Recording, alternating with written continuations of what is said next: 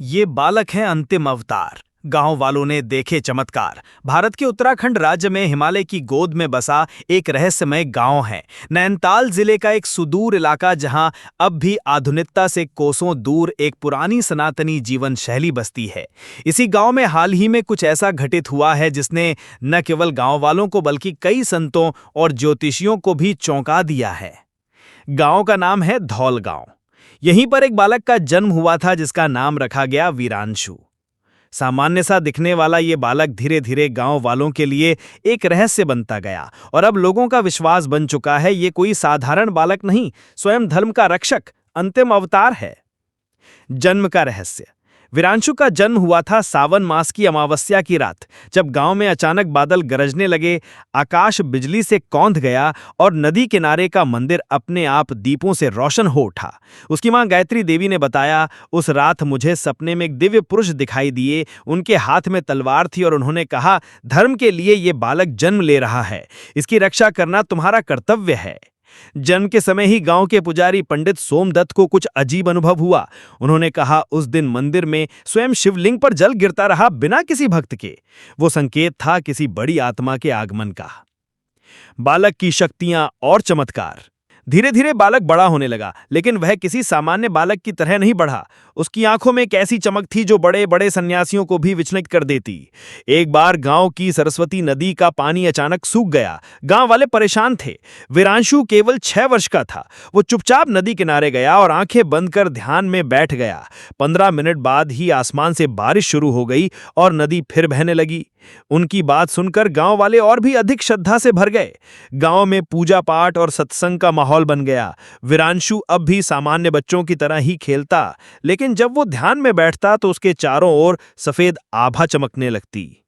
शंका और परीक्षण। लेकिन हर किसी को यह विश्वास नहीं हुआ। कुछ लोगों ने सवाल उठाए, अगर ये बालक कल्कि हैं तो उनका घोड़ा कहाँ है, उनका खड़क कहाँ है। गांव के ही एक शिक्षक अनिल जोशी ने इसे अंधविश्वास कहा।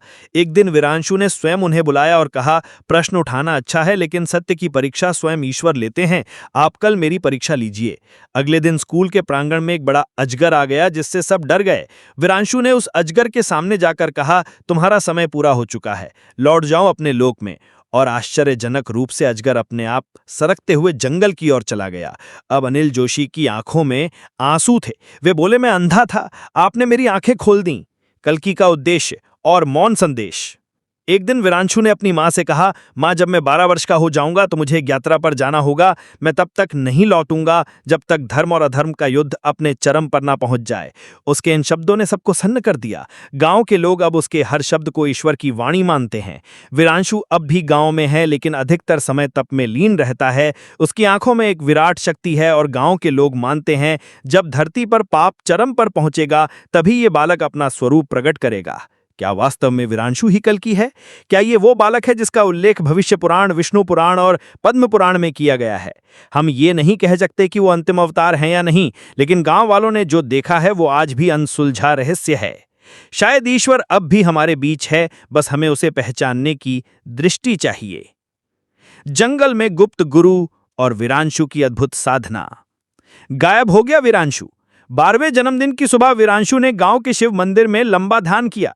फिर वो अपनी मां को प्रणाम कर बोला, अब वो समय आ गया है मां, जब मुझे जाना होगा एक ऐसी साधना के लिए जिसे पूरी कर मैं फिर लौटूंगा धर्म की रक्षा के लिए। उसके ये शब्द सुनकर मां बेहोश हो गई। गांव वालों की आंखें नम हो गईं, पर वे जानते थे ये कोई साधारण बालक नहीं था। उसी रात वो चुपचाप जंगल की ओर चला गया बिना किसी को बताए। हिमालय की ओर यात्रा और गुप्त गुरु वीरांशु की यात्रा शुरू हुई हिमालय की बर्फीली घाटियों की ओर।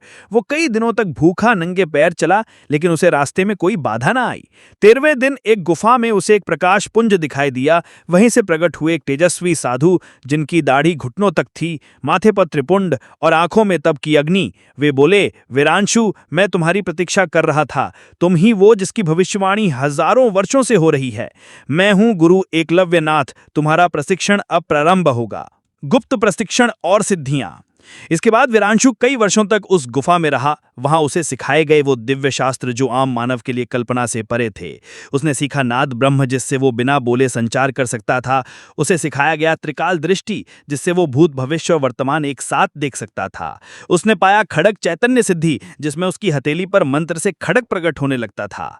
गुरु एकलव्यनाथ ने बताया, जब समय आएगा तुम इन शक्तियों का उपयोग करोगे धर्म की पुनः स्थापना के लिए, लेकिन अभी तुम्हें रहना होगा मौन, अज्ञात और अदृश्य। जब शत्रु तुम्हें ढूंढने लगे समझना युग बदलने को है। गांव में संकेत मिलने लगे। इधर गांव वाले समझते थे कि वीरांशु शायद अब कभी ना लौटे, लेकिन फिर शुरू हुए संकेत। हर पूर्णिमा की रात मंदिर की घंटियां अपने आप बजने लगीं। एक बार गांव के कुएं से ओम की ध्वनि सुनाई दी। एक बुजुर्ग महिला ने बताया कि उसने वीरांशु को स्वप्न में देखा, घोड़े पर सवार, युद्ध कवच पहने, एक दिव्य तलवार के साथ। 15 अगस्त की रात जब आकाश बिजली से फटेगा तब वीरांशु फिर लौटेगा, लेकिन इस बार वो बालक नहीं, धर्म का योद्धा बनकर आएगा। इस भविष्यवाणी ने गांव वालों में उत्सुकता और भय दोनों भर दिया। एक और अजीब घटना हुई। गांव के स्कूल की दीवार पर स्वयं लिखा मिल गया, युद्ध निकट है, धर्म और अधर्म आमने सामने होंगे, मैं लौटूंगा। अब कहां है वीरांशु? इस प्रश्न का उत्तर कोई नहीं जानता। कुछ कहते हैं वो अब नेपाल और तिब्बत की सीमा पर तप कर रहा है। कुछ कहते हैं वो अब एक योगी के भेष में भारत के किसी बड़े शहर में है, पहचान छुपाए। पर जो सच है वो ये, वो लौटेगा जब अधर्म की सीमाएं टूटेंगी, जब निर्दोषों पर वार होगा, जब धर्म गुरु मौन रह जाएंगे, तब वीरांशु एक नहीं हजारों कल्कि रूपों को जागृत करेगा। क्या होगा आगे? अब ये कहानी रुकी नहीं है, ये केवल आरंभ है। क्या 2025 की वर्षा ऋतु कल्कि की वापसी का संकेत है? क्या वीरांशु अब युद्ध के लिए तैयार हो रहा है, या क्या एक और गुप्त परीक्षा बाकी है? अगर आप इस दिव्य बालक की कथा से प्रभावित हुए हैं तो वीडियो को लाइक करें, शेयर करें और कमेंट करके बताएं क्या आप मानते हैं कि कल्कि पहले ही धरती पर आ चुके हैं। चैनल को जरूर सब्सक्राइब करें।